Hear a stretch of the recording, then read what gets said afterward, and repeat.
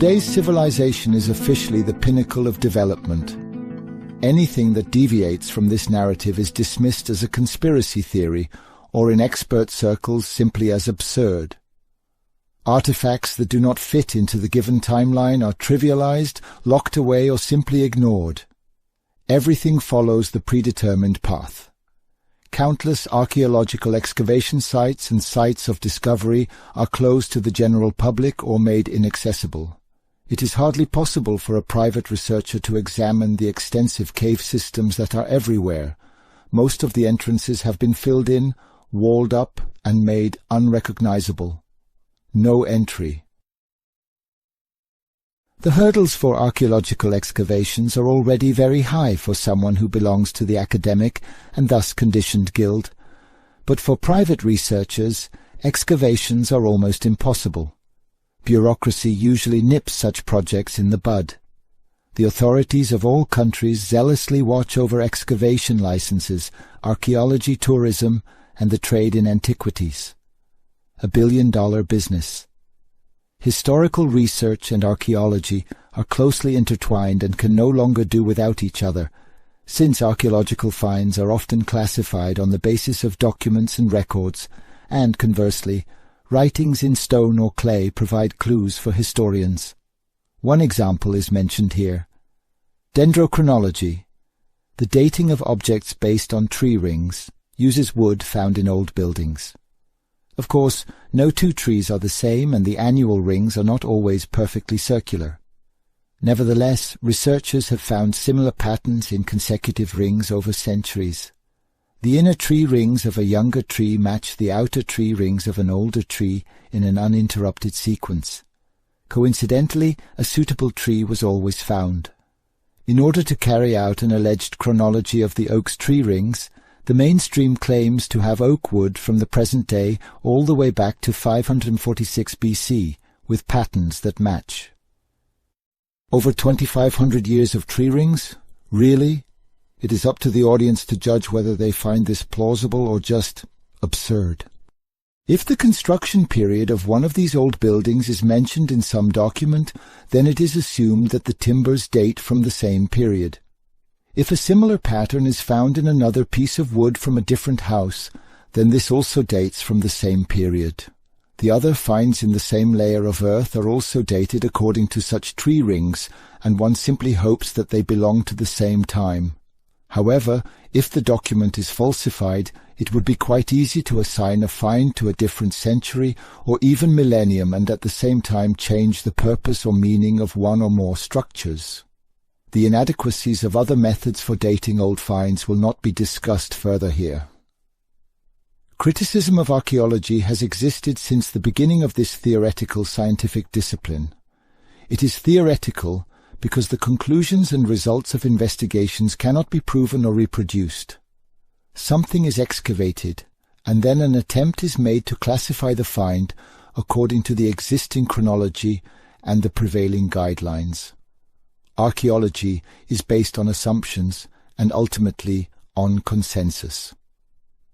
This also explains the eternal dispute among archaeologists. It is about the sovereignty of interpretation, which must be achieved through arguments, since unambiguous evidence and reproducible experiments are hardly possible. It is only obvious that the one who has the most financial resources also has the most say. Just as in historiography, it is the victor who writes history, and so archaeology is also subject to the prevailing narrative and a predetermined timeline. If history is falsified, then the chronological assignment and significance of archaeological finds is also called into question. Official historiography is full of question marks, inconsistencies, and many impossibilities that no mainstream historian has yet dared to explain. Or are there regular treatises about the fact that the level of civilization and technology was higher in earlier times? In the books of Erich von Däniken, there are dozens of archaeological impossibilities. Artifacts that shouldn't exist, finds that archaeologists prefer not to talk about. They can be found all over the face of the earth, and in recent decades this topic has developed into a genre and attracted an interested audience. TV shows like Ancient Aliens, translating to prehistoric aliens, mystery shows, magazines, and countless authors and speakers have found a following in this niche. The television programs in particular give the impression that the aim is not to question the writing of history, but rather to produce new stories about history. Here, aliens are said to have ignited the spark of human civilization and created modern humans themselves using genetics. These modern Homo sapiens were then taught knowledge and technology by the aliens, thus creating the first civilizations. The gods from space serve and consolidate existing worldviews in the most excellent way and offer explanations for all those who have grown tired of the stories from the Bible and other holy books. From there, it is not a big step to esoteric stories about our past. Lemuria or Mu and Atlantis are said to have been highly advanced civilizations that perished tens of thousands of years ago. Some say that selfishness and hubris caused these empires to perish, while others believe that natural disasters were the cause of their downfall, and yet others believe that the natural disaster was a result of hubris. And there are those who believe that Atlantis never perished. Opinions are as varied as their proponents, and everything is based on assumptions and conjectures. However, there is agreement that these cultures had a high level of technical knowledge, a knowledge that has been forgotten today and is supposedly only passed around in occult groups. It is even rumored that the controllers would have access to this old technology but do not pass it on to people for the sake of maintaining power. Today, the main point of contention is the places where these empires are said to have existed. In recent years, the buzzword Tataria has spread on the internet. Tartaria, the lost paradise, the old world. A few clues suggest that there was once an empire called Tataria, not so long ago. For a conscientious historian and critic of history, this is not enough to justify the whole hype surrounding Tataria. One could easily come to the conclusion that this topic is being pushed by someone. Yes, there are old maps on which Tataria is marked, but not on all of them. Tataria is said to have been an ancient empire with its own coat of arms, technologies unknown today, free energy from the ether, and a rich culture and architecture, the buildings of which we can still see today. The Greco-Roman architectural style is said to have been as much a part of the Tartary Empire as the use of cathedrals as energy generators and waterways as energy conductors. Even castles, palaces, and Gothic buildings somehow belong to it. In short, all inexplicable artifacts are now easily labelled Tartaria. And again, the technology of that time is forgotten and supposedly kept secret for financial reasons and to maintain power. And quite by chance, a lonely declassified Secret Service document is found, which speaks of eliminating the memory of Tataria. But if one searches intensively for clues in documents, certificates, maps, or other mentions, one will find very little and nothing really concrete about Tartaria itself. There is no evidence that the architecture mentioned is really connected with an empire called Tartaria, nor are there any tangible indications of a higher culture or technology that directly or indirectly points to a Tartar empire. The connections are missing. It is one thing to look at old photos, but it is quite another to immediately classify a mast that looks like an antenna as Tartar high-tech. This is, at best, an unverifiable claim. There are no engravings on stones, a separate writing, mentions in documents, certificates, and books. Yes, even the vernacular does not know much about the Tartars, and so the average contemporary recognizes the word Tartar more as coming from a restaurant menu and far less as a component of historiography. The absence of such references is readily used by the proponents of the Tartaria theory as proof of the extinction of the Tartarian Empire. However, it is not so easy to completely destroy all evidence of such a once-spanning empire worldwide.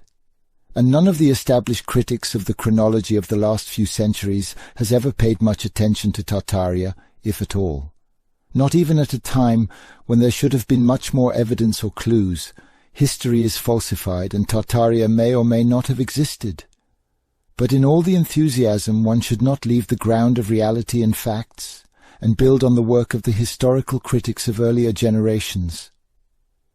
Anyone who claims things must also be able to prove them, or at least establish a plausible connection. Unfortunately, this is often not the case when it comes to Tartaria. And so today articles dealing with an ancient empire of Tataria appear more as a cabinet of curiosities than a serious historical criticism. It seems almost like an obsession to have to replace a lost history with something new. Even the Russian mathematician and chronology critic Anatoly Fomenko is subject to this urge and offers his own version of a historiography that is mainly related to Russia. Such stories can all too easily be politically abused and ideologically colored. Epistemologically, however, the past is just as difficult to find out as the future, especially when there are many forgeries of writings and artifacts in this area. And here, one should accept that most of it is pure speculation and not based on facts at all, and that is not necessarily helpful for the cause of enlightenment. Of course, one can also assume that the serious criticism of chronology and history is to be ridiculed with such hypes as Tartaria, with the result that the masses no longer want to look into it because the topic has slipped into esotericism. In summary, we see two main timelines and conceptions of history that are offered in the media. One is the mainstream view, according to which humans are said to have emerged from apes through evolution. The other is the view of a timeline represented by the alternative side, which tells of advanced civilizations, higher technology, aliens and spaceships. The existing artifacts, finds and buildings can no longer be denied, so a second model of explanation is offered to the doubters, an old sales trick to give the victim the appearance of a choice. Of course, both sides have many arguments and convincing stories at the ready, which in most cases cannot be verified by the individual. So we have evolution, man descended from apes, or regression, a reverse development. Man was created by aliens by genetically modifying apes. What man then learned from them, he has forgotten over the millennia. The Bible story is quite similar. From paradise, man and woman descended from God's creation into the lowlands of human existence and lost the knowledge of their origin. The same pattern applies to the Tataria thesis. If you take a step back to get a bigger picture and consider what possible pasts humanity could have, then you discover three main currents, and not just the two just mentioned. Besides evolution and regression, there is also a history of involvement, not only a progressive or regressive development of man, but also a development of growing into humanity, a kind of infiltration of consciousness into matter. These three main currents of the past or historiography could be distinguished with buzzwords of pop culture as follows: mainstream, science fiction and fantasy. The mainstream is clear. It teaches what we all learned in school and in the training centers. A deadlocked materialistic worldview with which we all grew up. Nothing exploded by chance in a big bang, and a few billion years later, people stand in the supermarket and wait for their turn. The Earth is a ball, and evolution took millions of years. We all know these stories. Science fiction includes all of the lost technologies, along with aliens, their spaceships, and all kinds of technical possibilities. The emphasis is on technology, the technical utilization of natural phenomena. Past civilizations with a high level of technology that produced artifacts that cannot be classified today. A catch-all for those who do not want to believe in evolution or religious history. Fantasy describes an area that is experiencing a massive revaluation in the face of manipulation and falsification in current historiography.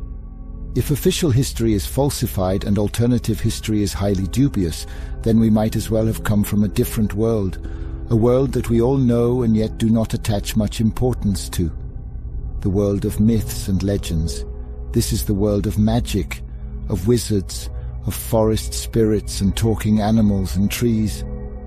These are the trolls and fairies, the elves, dwarves and gnomes whose stories are deeply rooted in us, without us being able to identify the roots exactly. They are simply there. It is the world of sagas and fairy tales, of legends and stories that each of us knows in one form or another, but which we never heard about at school. Stories that are passed down through the ages by word of mouth. Stories of knights, magicians and maidens that are not mentioned in any history book, and kingdoms that are not marked on any map. Religions without books or churches, stories that no one knows exactly where they come from. Tales of enchanted and petrified people, of monsters, of nobility and wickedness. Legends associated with certain areas that tell of destinies, of catastrophes and events, and stories that tell of the creation of the world and of man. They tell of times when consciousness was not yet so firmly bound to the flesh, of disembodied spirits and damned souls, of times when things were still alive and spoke, and the gates to other worlds were still wide open. Very little of this has been written down, and even less of it is read. Most of it was told to us, or we remembered it, sometime when we were little. When we grow up, we only give these stories as much importance as to be told to our own children.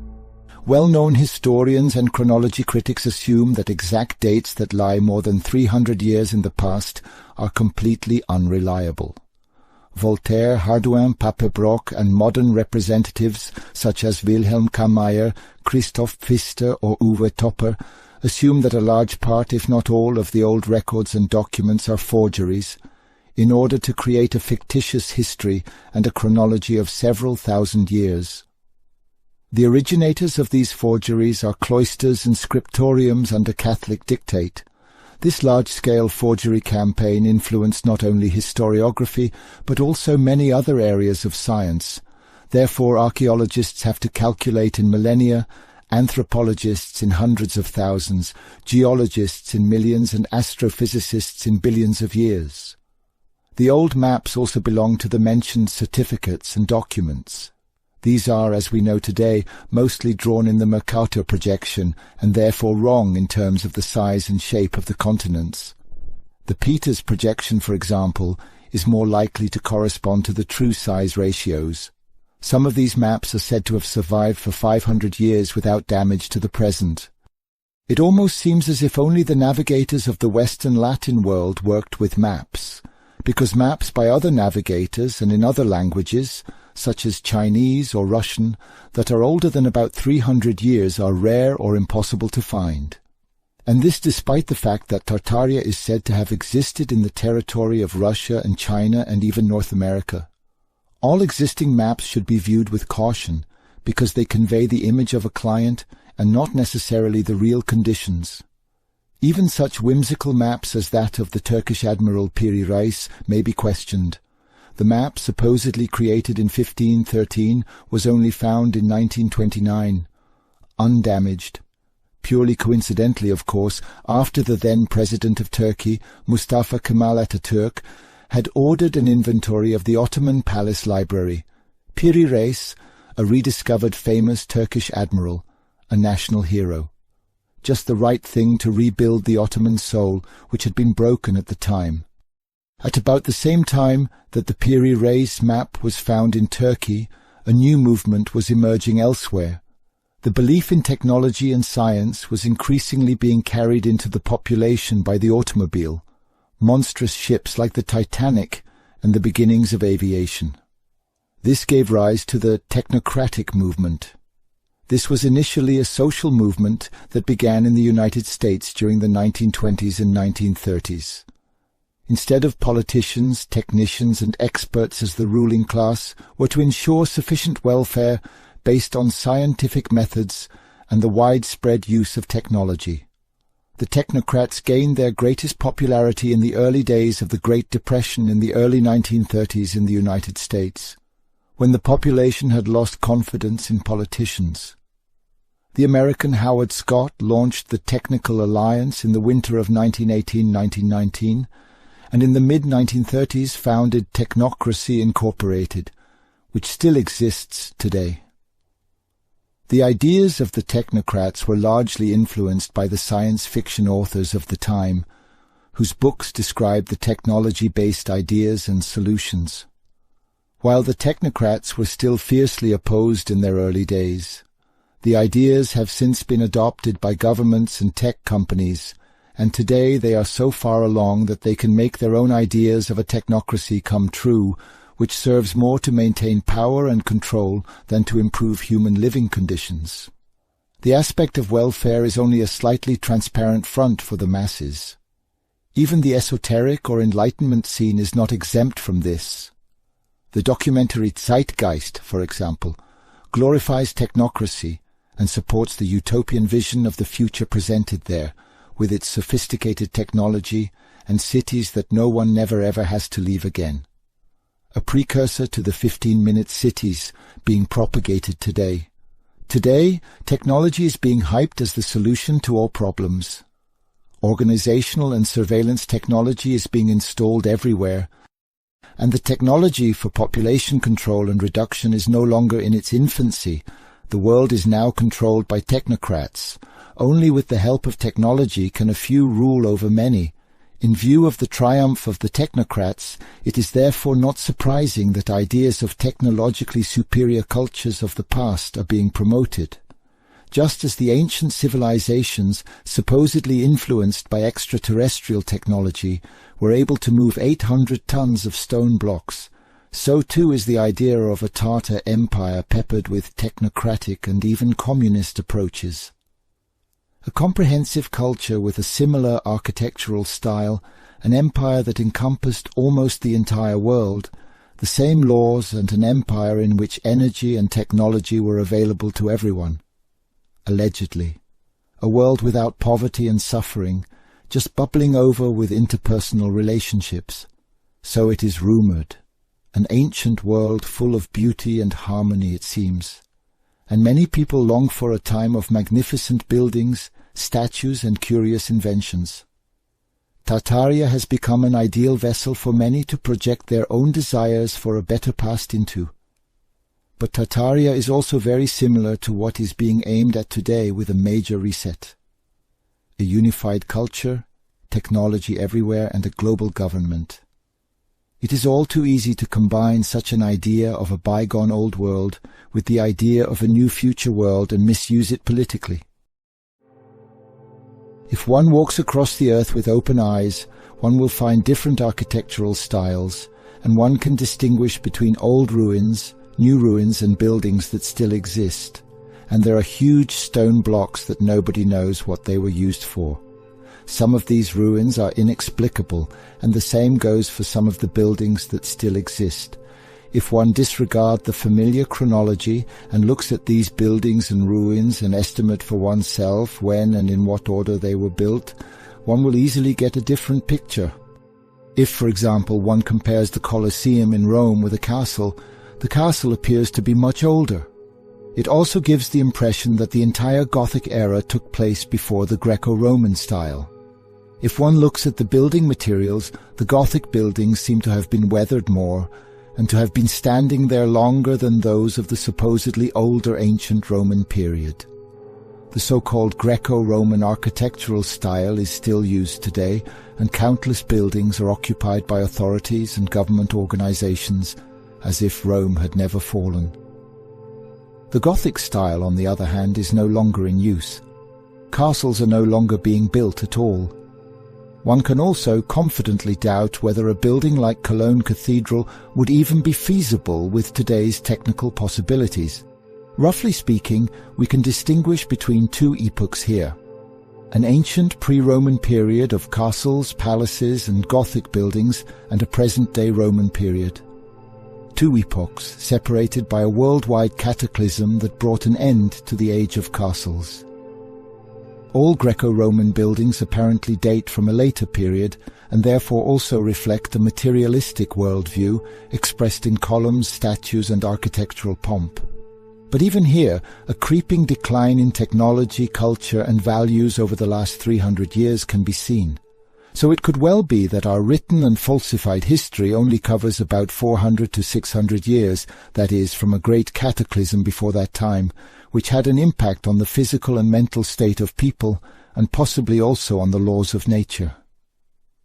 Everything that came before is lost in the mists of time and in our legends and sagas. Castles, palaces, and even large structures such as the Colosseum in Rome are difficult to fake.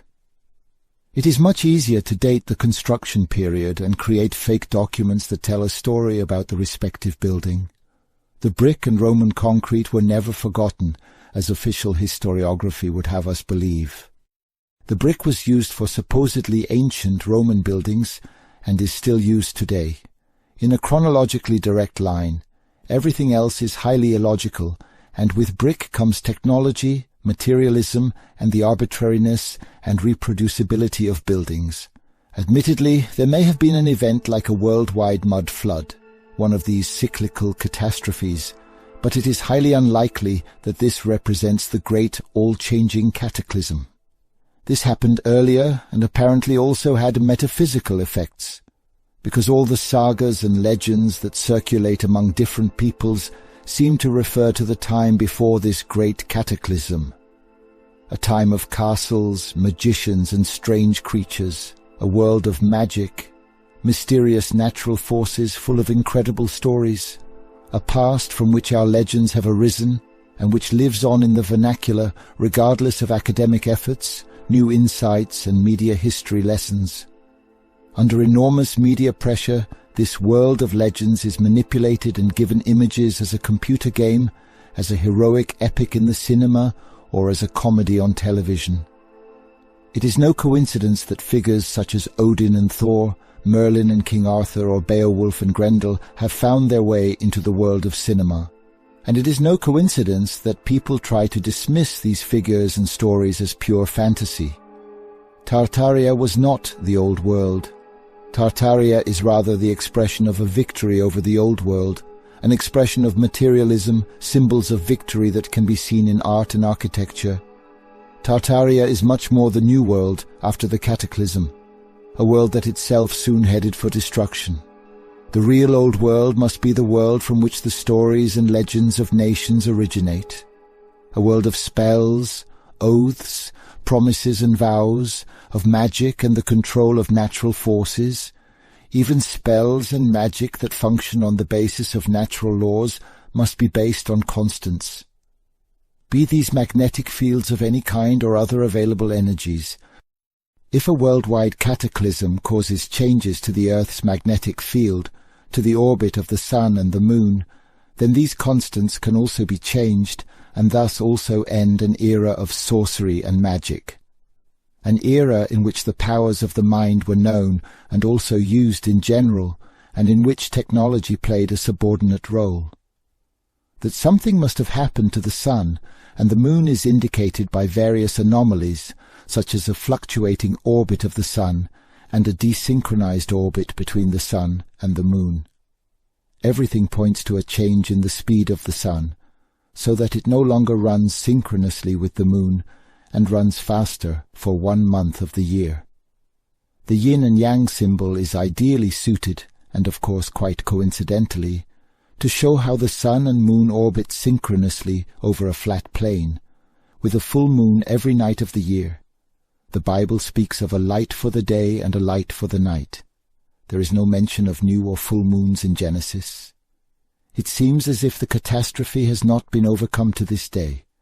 Only very few people are still aware of the powers of the spirit at all, and so many people are dozing in a traumatic confusion and have arrived at the complete incarnation. We are only too happy to forget our magical connection with the stone and the soul of the artist when we see a beautiful statue, and the physical use of a force that we can sometimes feel in old buildings seems almost unimaginable today. Traditional history, whether it is the official doctrine or the alternative versions, is steeped in materialistic technology, while spiritual technologies hardly find a place in it. The world of legends, the wizards and magicians of old is hardly considered today, and we would do well to look at times when no one was pointing fingers and shouting.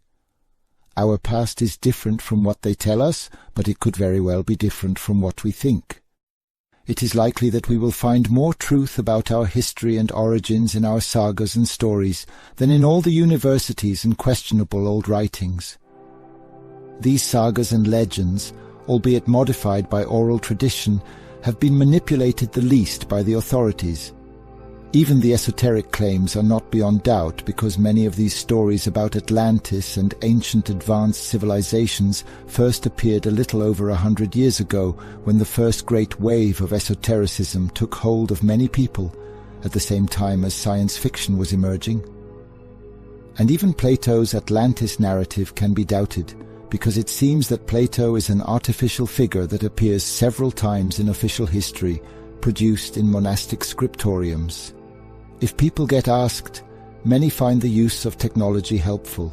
People are always connected to their family, friends and acquaintances, and can always be reached. Technology simplifies life and takes care of many tedious things, even if it's just the recipe program on the baking machine. For all the things that technology can and should do today, there are counterparts in the world of legends. Telepathy instead of telephony, telekinesis instead of machines and lifting towers, teleportation instead of fast travel. Great birds and dragons that lets one fly, expanses of water that show a living image of a distant place, people and animals that transform, diseases that are cured in a short time. The world of legends and sagas contains all these things and so much more. The pure heart is just as familiar as honor and right action, a completely different state of mind and mental strength than we perceive today, and how it is taught everywhere. Superstition also belongs in this realm, and there may be a reason why the Catholic Church rejects and fights against such things, and why some contemporaries are conditioned to ridicule them. It is normal today that we as adults are so blinded by our knowledge and worldview that we can no longer see and perceive the spirits, entities and energies that are still real to children. Magic spells and ghosts do not exist in our world. We believe in history and the abilities that have been taught to us as true by authorities from an early age, and not in the fairy tales, legends and wondrous stories that have always been passed down through the folk soul. Children learn very quickly to keep their imagination in check so as not to make fools of themselves. This lost history of myths and legends was effectively suppressed. We hear about witch hunts and heresy, but it can be assumed that even back then, those who spoke the truth and perhaps also had abilities and knowledge from the world of myths were persecuted and silenced, just as today's opponents of corona policy or so-called climate deniers are. Punish one and all the others will shut up. This is an old technique.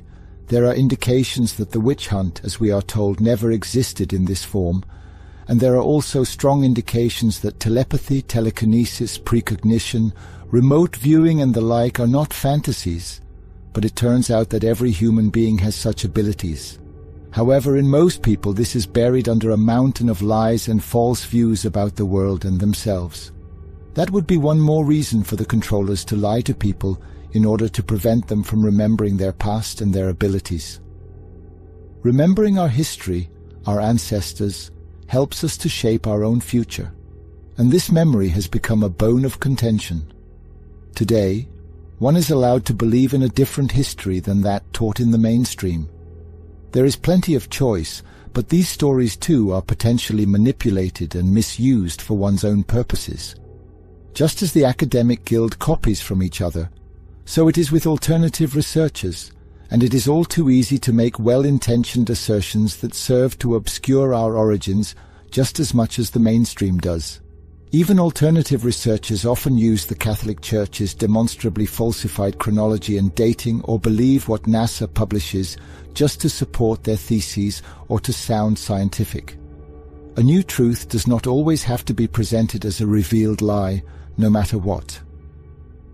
It seems that the people's sagas and legends, and thus their culture, are to be taken away with tons of cinematic images and new stories.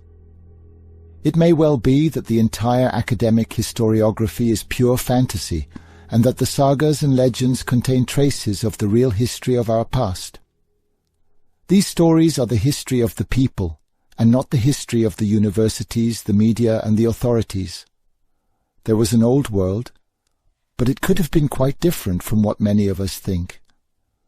There are many indications of this, and it is up to each individual to find out for themselves and to remember the old sagas and legends and their inherent morals and worldview. It would be time to reverse this process of involvement and incarnation, to detach oneself as consciousness from matter again, in order to reconnect with what one once was. We see evidence of manipulation everywhere, and it is obvious that someone has an interest in preventing the true history of humanity from coming to light. No matter what form of historiography one adheres to, it is always based on assumptions and guesswork, and in far too many cases on naked, clearly recognizable lies. Artifacts and massive ruins show us that it was different. Observations show that the place where we are is different from what we are told. Even aliens do not have to come from space. They may just as well come from places that are not marked on the maps available today. Our general knowledge of history has been shaped by images from film and television.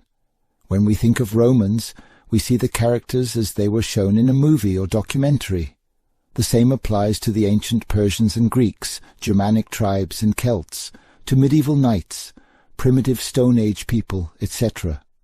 Even for figures such as Albrecht Wallenstein, Richard the Lionheart and Christopher Columbus, audio-visual media, images and stories are used to imprint themselves on people's brains. Nobody is interested in the fact that almost all historical films are based on false assumptions and are cleverly made historical misrepresentations. Anyone who has ever seen the movie Troy or Colosseum will believe these images to be history. History is not knowledge in the conventional sense, but is based on dogmatism and belief in the mainstream as well as in alternative directions. Similar to a religion, believers have split into different sect-like camps to fight each other and defend their own history. But in fact, we don't know what we are, or where we come from. Cui bono? Who benefits? It should make us suspicious when technology is hyped as the only solution to all problems. Especially the references to ancient cultures that had a higher technical level than we do today show that technology cannot be everything, because these cultures have all perished. Spiritual aspects are not taken into account in historiography. Yet a great deal could be explained if we assume that man is an immortal, reincarnating spiritual being. Technology is only sustainable if it is accompanied by spiritual maturity. A spiritual maturity and integrity that is unfortunately rarely found today, especially when group dynamics play a role.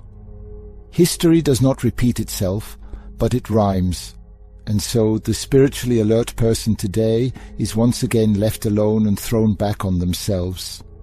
This may sound sad at first, but it is also an opportunity to reorient oneself and to openly approach one's own lost history, which we have all known since childhood. The narrative and the oral tradition, the sagas and legends. If one looks, one can see that they are still everywhere to be found and still part of human existence. Just like the still existing ancient castles, towers, ponds, streams, rivers, groves, gorges and mountains, so many places and customs are associated with old mystical stories.